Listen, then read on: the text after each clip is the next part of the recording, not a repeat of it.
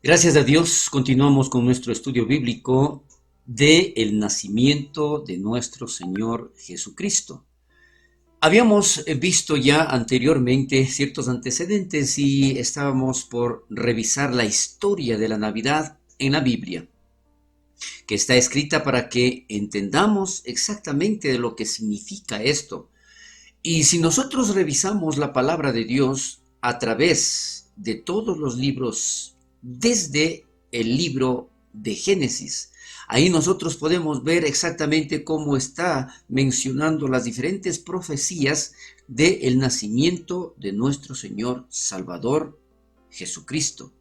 Pero esto es que Dios trajo esperanza a toda raza humana desde antes de la fundación del mundo, porque su plan es perfecto y el anhelo es que toda la humanidad se salve. Pero lamentablemente no quieren escuchar, no quieren aceptar, no quieren sobre todo renunciar a ciertas cosas que, por cierto, en nada les ayuda. Y es por esto que aquí nosotros vamos a darnos cuenta de ese plan perfecto de Dios para que su Hijo, es su único Hijo, Jesucristo, nazca entre la humanidad y nosotros poder recibir esto en nuestro corazón. Adicionalmente, que Dios desarrolló un plan de redención y de reconciliación desde el mismo instante que Adán y Eva desobedecieron a Dios. Esto estuvo ya planificado, Dios sabía exactamente lo que iba a suceder, pero es esto, este plan se fue desarrollando meticulosa y cuidadosamente desde el principio por un Dios todopoderoso, un Dios eterno, un Dios omnipresente, un Dios omnipotente. De allí es que referente a las diferentes profecías que nosotros habíamos mencionado, se relata acá en los evangelios, en el Nuevo Testamento, el nacimiento virginal de Cristo, que la única manera de nacer como ser humano es de una mujer. Y allí viene precisamente el cumplimiento de la profecía. Allí viene todo lo que ya estuvo escrito. Y es esto, si está escrito, muchas personas conocen del Antiguo Testamento, muchas personas conocen de la ley de Moisés, y todo esto está relatando allí referente al nacimiento del Redentor. Pero lamentablemente no lo aceptan. La única manera de nacer sin pecado era que fuera concebido por el Espíritu Santo, porque no hubo influencia de hombre, alguno que es de ahí donde proviene el pecado. Entonces sí, Dios a través del ángel le envió un mensaje a María, una mujer escogida por Dios, y ahí lo menciona también en los evangelios, ¿no es cierto? Donde declara allí que, y es precisamente cómo se relaciona este nacimiento virginal de Cristo. Si nosotros vamos al libro de Romanos, en el capítulo 5, allí tenemos varios versículos que relatan esto. Aquí he tomado únicamente dos versículos, en donde en el versículo 12 de este capítulo 5 de Romanos dice: el pecado llegó al mundo por lo que hizo un hombre, y este hombre era Adán. Con el pecado llegó también la muerte. Todos tendrán que morir porque todos han pecado.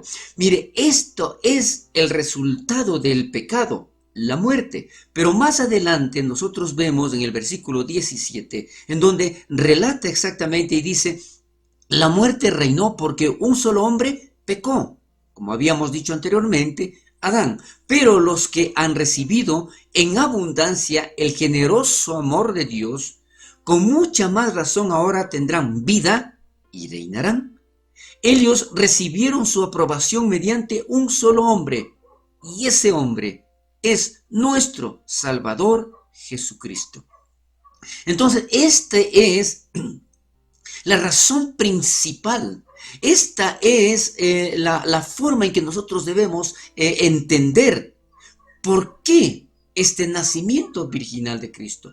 ¿Para qué se produjo todo esto? ¿Por qué Dios envió a su Hijo a la tierra? Entonces, la única manera de ser divino era que tuviera a Dios como su Padre. Recordemos entonces, fue concebido de forma virginal por el Espíritu Santo en una mujer llamada María. Y su padre es Dios. Y como resultado, su concepción no fue por medios naturales. Esto que quede muy claro. Su concepción no fue por medios naturales, sino sobrenaturales. Es allí donde nosotros podemos ver, ratificando, confirmando con la palabra de Dios, en el Evangelio de Lucas capítulo 1, versículo 35, declara, dice, el ángel le contestó, el Espíritu Santo vendrá sobre ti y el poder del Altísimo te cubrirá con su sombra. Por eso al niño santo que va a nacer se le llamará Hijo de Dios. Mire, entonces, ¿qué es lo que sucede? Si nosotros recordamos un poquito esta parte de la Biblia, es que María estaba preocupada y decía, pero ¿cómo puedo yo concebir si no he conocido hombre? Entonces ahí precisamente el ángel lo menciona y dice, no, es que esto se va a hacer de forma sobrenatural, porque el Espíritu Santo vendrá sobre ti y el poder del Altísimo te cubrirá con su sombra. Aquí vemos entonces cómo se produjo esto. Ahora, entre todas las razones que nosotros podríamos mencionar referente al nacimiento de Jesús, ¿no es cierto? Aquí vamos a mencionar algunas, muy pocas, pero necesarias para darnos cuenta exactamente. Hay muchas razones por las que Jesús nació, definitivamente, y estaríamos por mencionar esto y sería interminable, pero vamos a mencionar unas pocas. Y dice, una de las razones del nacimiento es porque vino a buscar y salvar lo que se había perdido. ¿Sí? Esta es una de las razones de que Jesús vino como el Salvador. También vino a ser la puerta de sus ovejas, porque la palabra de Dios declara y dice, nadie llega al Padre sino por mí. Eso dice Jesús. Entonces, Él es la puerta por donde nosotros podemos entrar a la vida eterna.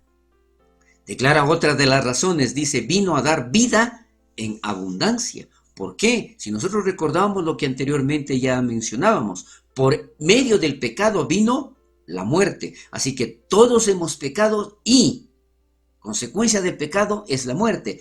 Pero al nosotros aceptarle a Cristo como nuestro Salvador, al reconocer que Él nació aquí en la tierra con un propósito maravilloso, es donde Él nos da vida y vida en abundancia. También otra de las razones dice que vino a acercar el reino de los cielos. Sí, es verdad. ¿Por qué? Es allí. Nosotros no podríamos, nosotros no somos lo suficientemente capaces de poder ser perdonados por todos nuestros pecados. Pero al recibirle a Cristo, ¿no es cierto? Por gracia somos perdonados y podemos llegar hasta el reino de los cielos. Vino para que todos los que le recibieran fueran llamados o hechos hijos de Dios. Es aquí donde nosotros podemos darnos cuenta que no es simplemente un nacimiento, no es simplemente que nació. Es más adelante veremos cuándo nació, no lo sabemos. Tendríamos que analizarlo conforme a la palabra de Dios, ¿no es cierto? Ahora, vino, dice, para que todos los que le recibieran fueran llamados o hechos hijos de Dios. Es a través de nuestro Señor Jesucristo que nosotros llegaremos justamente a ser considerados hijos de Dios. Entonces, dentro de todos estos propósitos del nacimiento de Jesús, igual nosotros podríamos mencionar muchísimos propósitos. ¿Cuál es el propósito de que Dios envió a su Hijo acá a la tierra? Uno de estos vamos a analizarlo, vamos a ver, pero yendo a la raíz, al fundamento del nacimiento de Jesús, lo resumimos, estos propósitos que son, como le digo, varios, en 4 propósitos. El primero es porque vino a ser la voluntad del que lo envió. Recordemos esto, y la palabra de Dios menciona, ¿no es cierto?, que Jesús no hacía absolutamente nada, sino era bajo la voluntad de Dios. Él no hacía absolutamente nada si no estaba autorizado por el Dios Todopoderoso. Entonces, ¿qué es lo que nosotros podemos ver aquí referente a este primer propósito? Es la sujeción que Jesús mostró todo el tiempo a la autoridad de su Padre. Nos habla de que su vida y ministerio sobre esta tierra fueron totalmente sujetos a la voluntad del Padre y que con él mismo lo dijo. No decía nada, sino solamente lo que su Padre le decía, y no hizo nada sino lo que vio hacer a su Padre. Aquí nosotros podemos darnos cuenta de cómo actuaba Jesús aquí en la tierra cuando él estaba. Y es la forma como nosotros, al aceptarle a Cristo como nuestro Salvador, también debemos depender única y exclusivamente de la voluntad de Dios. Otro, dentro de todo este primer propósito, vamos a ver, dice, hoy cada día más se escuchan cristianos pedir la voluntad de Dios. Pero cuando analizamos cuál es esa voluntad de Dios, está completamente escrita en la Biblia, está trazada en las Escrituras. Entonces, no es cuestión de decir, yo no sé cuál es la voluntad de Dios en mi vida. No, está escrito en la palabra. Aquí nosotros podemos darnos cuenta exactamente lo que Dios quiere para cada uno de nosotros. ¿Cuál es la voluntad de Dios? Que nosotros nos acerquemos a Él, que dependamos de Él, que podamos escuchar su voz y poder cumplir a cabalidad todo lo que Él quiere que pase en nuestras vidas. Cuando somos confrontados con ellas, con la palabra, tomamos muchas veces lo que nos conviene y desechamos lo que no es aplicable a nuestras vidas en ese momento. Este punto es tan real y sobre todo en la actualidad que muchas personas pueden leer la Biblia, que muchas personas quieren hacer la voluntad de Dios, pero bajo su conveniencia. Eso ya no es hacer la voluntad de Dios. Esto es cuando la Biblia los confronta, cuando la Biblia es muy clara y nos dice exactamente lo que está mal y lo que está bien. Nosotros tenemos que darnos cuenta de todo esto, porque este es el manual de vida que Dios nos ha dado para que nosotros podamos hacer su bendita voluntad. El Verbo de Dios se hizo hombre para enseñarnos cómo se hace la voluntad del Padre. Sí, recordemos allá en el Evangelio de Juan, ¿no es cierto? Y en la primera carta de Juan también menciona que es Dios, ¿no es cierto? ¿Qué es lo que menciona aquí? Que Jesús es el Verbo.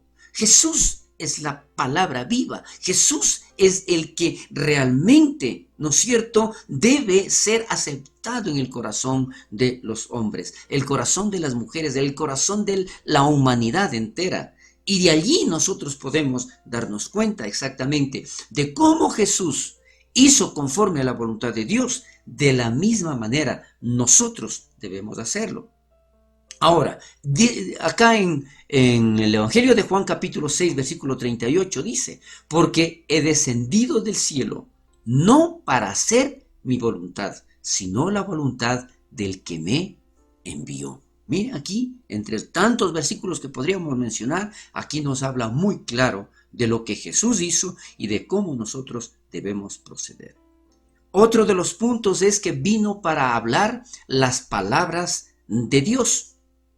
Dentro de todo esto, ¿no es cierto? Aquí nosotros podemos ver, dice, nunca Jesús vino a hablar palabras, pensamientos, propuestas, ideas o iniciativas de su propia cuenta, sino que habló solamente lo que su Padre le indicó. Esto nosotros podemos darnos cuenta que definitivamente es el mejor ejemplo, el único ejemplo que nosotros tenemos para hacer la voluntad de Dios y hablar conforme a la palabra de Dios. Hasta aquí llegamos en esta ocasión. Continuaremos la próxima semana. Bendiciones.